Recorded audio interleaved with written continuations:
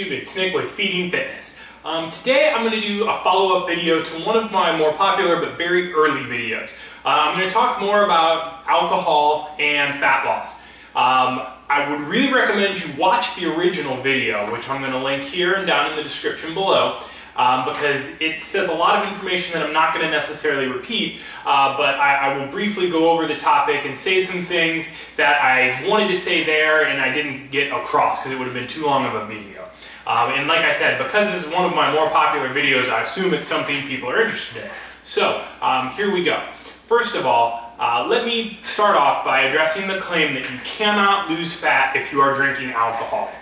This is another one of those technically true, but in the long run, very deceiving statements. Okay, so what happens when you ingest alcohol? Well, your body can use alcohol to produce energy. Alcohol has calories. It's not necessarily a macronutrient because it doesn't really contain any nutrition, but it functions very similar in that a gram of alcohol usually has about 7.1 calories. Just like protein and carbs have 4 and a gram of fat has 9. So alcohol is a little different though in that we get nothing out of it. The body can survive completely never having it. It's not essential or needed in any way. So when you ingest alcohol, the body wants to process it and get it out of the system because it is a poison to you. So does fat loss stop when you take in alcohol? Yes, it slows tremendously or stops. You know, for all intents and purposes, your body, when it has alcohol on board, is going to prioritize everything it has to dealing with that alcohol. It will use the calories in the alcohol for fuel first, above fat, above even carbs and glycogen. It wants to use the alcohol to get it out. So technically the statement, if you drink alcohol, can you lose fat? No. Well, that's technically true, but this is where it's a huge exaggeration. Like anything else, you have to take into consideration net calories consumed per day. Okay, alcohol is on board, so our body has stopped fat burning and shifted to using up the alcohol. Once it does that, it still needs fuel, and it's going to go back to all its normal pathways of obtaining fuel. So even if you drink alcohol, if you burn 2,500 calories in a day and you only consume 2,000, that leaves a 500 calorie deficit, and the body has to use some kind of stored fuel to make up for that. It doesn't have any stored alcohol that it's going to use, so once it's burned through the alcohol you've consumed, there you go, it's got to use something else for fuel. So that out of the way, let me tell you a few other things about alcohol that I failed to mention in the previous video. I feel like I need to get this out of the way. I rarely say something completely and outright wrong in one of my videos, but this is an instance where I did. I owe the good folks at Guinness a huge apology. In my previous video, I mentioned Guinness when I was talking about high-calorie beers that you should avoid, and you should probably drink a lighter beer if you don't want to add in a ton of calories. Guinness is a low-calorie beer. In fact, I'm going to say, for as good as Guinness tastes, you will not find a better tasting beer for the same calories in a Guinness. I mean, taste is subjective, this is my opinion, of course, but a 12-ounce bottle of Guinness is only 127 calories. That is low calorie for a beer this filling, in my opinion. Considering most light beers are around 100 or 110 calories, to have a Guinness over like a Bud Coors Miller Lite, you know, type beer, I'd take the Guinness 10 times out of 10. So I apologize to Guinness, and to make up for it, I'll let them know that this has been my go-to beer ever since I figured this fact out. I think I just assumed Guinness was a heavier beer, had a higher alcohol content, so it was really just an assumption, and we know what happens when you assume.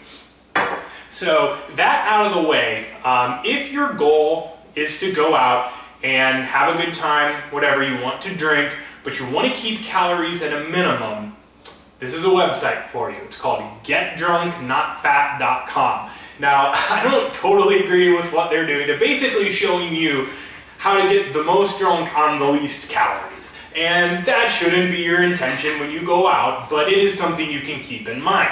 And it's got literally every kind of drink you can think of, and you can narrow it down by typing in beer or liquor or wine or whatever and find the various styles and brands that give you the highest alcohol content for the lowest calories possible. Again, I am not encouraging you to go out and binge drink, but I do know the demographics of the people who watch my channel, and I do know that that is a part of your lives and you do it every now and then. So as always, everything in moderation, alcohol included, and this website is great to figure out what gives you the best alcohol content for your caloric buck if that's going to be important to you. Now, I'm not going to have all good things to say about alcohol. There are still some negatives.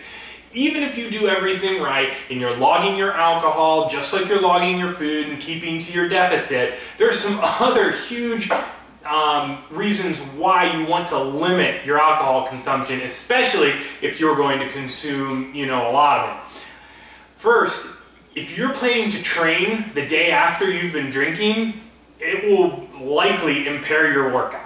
I don't know about you guys, it was different when I was 21 and I could drink and function fine the next day. Now that I'm almost 30, it's a totally different story. If I drink and plan on training the next day, my training suffers. I have, I won't say a bad workout, but a less than optimal workout. So if I'm doing this once a month, that's not a huge deal. If I'm doing this once a week, that could be a huge deal, especially if you're only training 3 times a week. At that rate, you're impacting 1/3 of your total workouts negatively from alcohol. And I think that's a very bad idea. That can significantly affect your progress.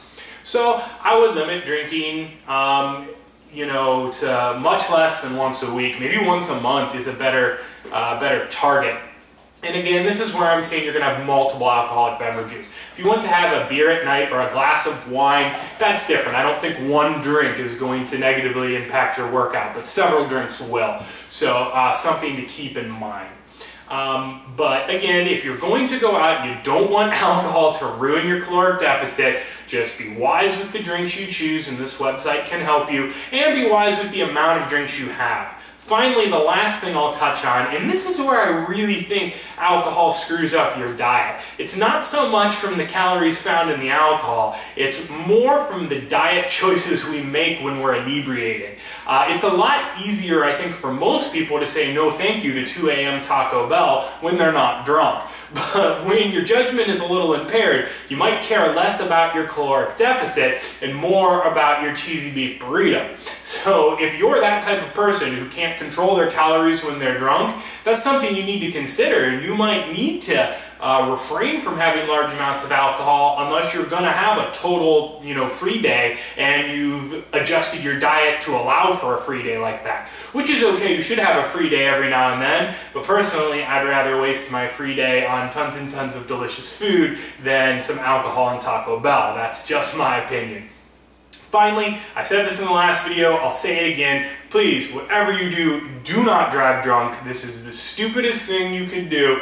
Believe me, I work in a level 1 trauma center and I see firsthand what drunk driving does. You might think it's cool, you might think it's not a big deal, but believe me, you can't make gains when you're dead. And when you're laying in a hospital bed, recovering for weeks into months, you will lose muscle. It happens to everyone. Your gains will be lost. That's a dumb reason to not drink and drive, but any reason to not drink and drive is a good one. Again, you will make no gains if you are dead. So that's all I have to say about that. If you have any questions about alcohol, please drop it in the comments below. Also, you can share your low-calorie alcohol choices. What beers are you guys drinking that are low-cal? Again, Guinness is my new go-to, and big apology to the folks at Guinness for being absolutely wrong about the caloric content of your beer.